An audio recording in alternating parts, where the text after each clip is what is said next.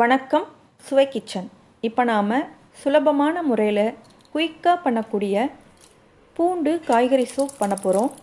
காய்கறியோட பூண்டு சேர்த்து செய்கிறதுனால இது ரொம்ப ஆரோக்கியமானது. இந்த சூப் குடிக்கிறதுனால நோய் எதிர்ப்பு சக்தியும் அதிகமாகும். சுவை கிச்சன் சேனலை இதுவரையிலும் சப்ஸ்கிரைப் பண்ணலைன்னா சப்ஸ்கிரைப் பண்ணுங்கள். பக்கத்தில் இருக்க பெல் பட்டனை ப்ரெஸ் பண்ணி நோட்டிஃபிகேஷனில் ஆல்னு சேவ் பண்ணுங்கள். இப்போ இந்த ஹெல்த்தியான பூண்டு காய்கறி சூப் எப்படி பண்ணுறதுன்னு வாங்க பார்க்கலாம். ஹெல்த்தியான பூண்டு காய்கறி சூப் பண்ணுறதுக்கு ஒரு பாத்திரத்தில் ஒரு அரை ஸ்பூன் வெண்ணெய் சேர்த்துக்கோங்க. வெண்ணெயிலேயே பூண்டு காய்கறி எல்லாமே சேர்த்து வதக்கினோம்னா நல்ல டேஸ்ட்டாக இருக்கும். இப்போ வெண்ணெய் மெல்ட் ஆயிடுச்சு. ஒரு 5 பல் பூண்டு பொடியாக கட் பண்ணி எடுத்து வச்சுருந்தேன்.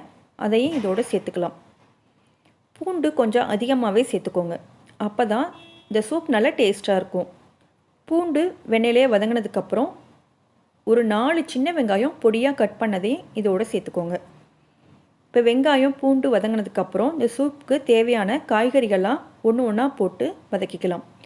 ஃபஸ்ட்டு சின்ன சின்ன துண்டுகளாக கட் பண்ண கேரட்டு சேர்த்துருக்கேன். கேரட்டையும்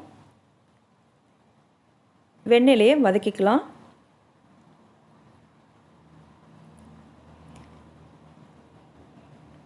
அடுத்தது சின்ன சின்ன துண்டுகளாக கட் பண்ண பீன்ஸு ஒரு 5 பீன்ஸ் பொடியாக கட் பண்ணி எடுத்து வச்சுருந்தேன். அதையும் இதோடு சேர்த்துக்கலாம். நான் இந்த சூப் செய்கிறதுக்கு முட்டைக்கோஸ், குடமிளகாய், கேரட், பீன்ஸ் சேர்த்துருக்கேன். இதோட க்ரீன் பீஸ், கார்ன், மஷ்ரூம் கூட சேர்த்துக்கலாம். எல்லாமே பொடியாக கட் பண்ணி இதோடு சேர்த்துக்கணும். இப்போ கேரட்டும் பீன்ஸும் வதங்கினதுக்கப்புறம் பொடியாக கட் பண்ணி வச்சுருக்க முட்டைக்கோஸ் சேர்த்துக்கலாம். முட்டைக்கோஸும் குடமிளகாயும் சீக்கிரமாகவே வெந்துடும். இது அதிக நேரம் வெண்ணெயில் வதக்க வேண்டியதில்லை. வெண்ணெயில் 1 நிமிஷம் இந்த மாதிரி காய்கறிகளாம் கலந்து விட்டு வேக வச்சோம்னா நல்லா டேஸ்ட்டாக இருக்கும்.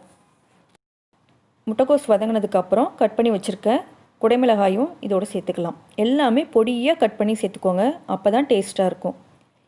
இப்போ கொஞ்சமாக கொத்தமல்லியிலையும் பொடியாக கட் பண்ணதே இதோடு சேர்த்துருக்கேன். இப்போ எல்லாமே வெண்ணெயில் வதக்கினதுக்கப்புறம் தேவையான அளவு உப்பு சேர்த்துக்கோங்க. உப்பு சேர்த்து கலந்து விட்டதுக்கப்புறம் சூப்புக்கு தேவையான அளவு தண்ணி ஊற்றி நல்லா வேக வைக்கணும். 10லேருந்து 15 நிமிஷம் நல்லா வேக வைக்கணும். அப்போ தான் இந்த காய்கறி எல்லாமே நல்லா வெந்து ரெடியாகும். நம்ம சாப்பிடும்போது பூண்டு, வெங்காயம், காய் எல்லாமே நல்லா வெந்திருக்கும். காய்கறியில் இருக்கிற எல்லா சத்துக்களுமே தண்ணியில் நல்லா இறங்கி இருக்கும்.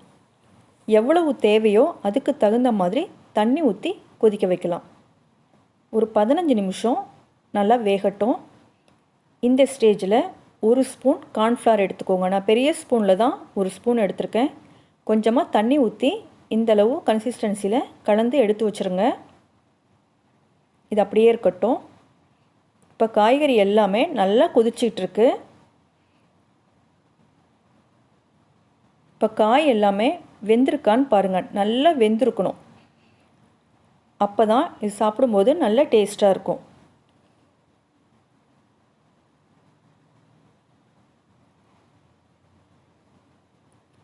இப்போ காய் எல்லாமே நல்லா வெந்திருக்கு. ஏற்கனவே கரைச்சி வச்சுருக்க கார்ன்ஃப்ளவரை இதில் சேர்த்துக்கலாம். கார்ன்ஃப்ளவர் சேர்த்ததுக்கப்புறம் சூப் கொஞ்சம் கெட்டியாகும். ஒரு 2 நிமிஷத்துலேயே நல்லா கெட்டியாக இருக்கும். இந்த மாதிரி ஒரு 2 கொதி வந்தோடனே ஸ்டவ்வை ஆஃப் பண்ணிடலாம். 7 மாத குழந்தைக்கு கூட இந்த சூப் வடிகட்டி கொடுக்கலாம். இது ரொம்ப ஹெல்த்தியானது. எல்லாருமே சாப்பிட்லாம். சின்ன குழந்தைங்கள்லேருந்து பெரியவங்க வரையிலும் இந்த சூப் சாப்பிட்லாம். இப்போ நான் ஸ்டவ்வை ஆஃப் பண்ணிட்டேன்.